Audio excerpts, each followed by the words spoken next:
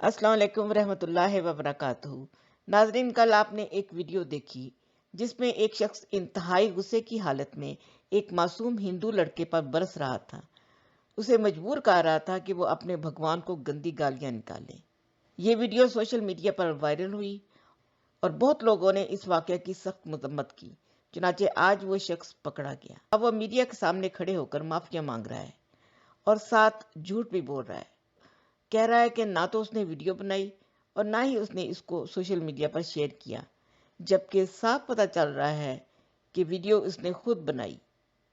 Accident इस तरह हो गया था, वरना मेरा कोई इरादा भी नहीं था, ना ही कभी मैंने पहले कभी इस तरह किया है।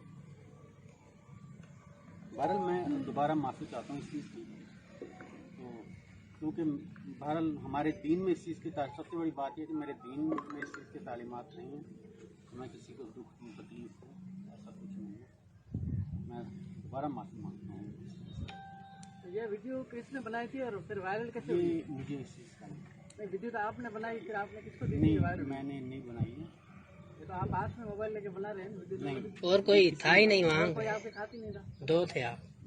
कोई था मैं क्यों बनाऊंगा इस तरह से? पागल नहीं है फिर कि लीक कैसे हुई, कहाँ से आई वीडियो? ये भी मैं इस चीज़ के बारे में तो मोबाइल तो आपका भी अगर है आपकी वीडियो या और दूसरे बंदे को पुलिस पकड़ के लेके आई, वो तो आप ही हो ही ना।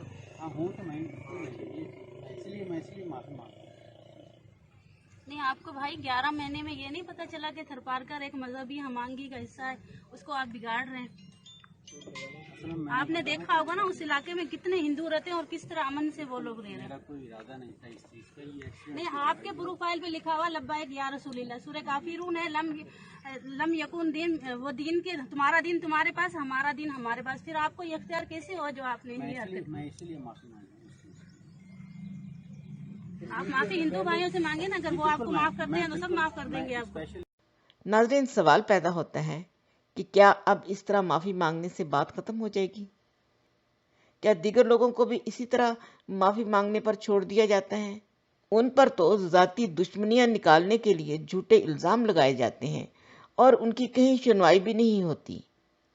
नाजरीन, ताज़ीरात पाकिस्तान की दफ़ा 295A के तहत किसी भी मजहब की तौहीन की सज़ा 10 साल तक कैद हो सकती है।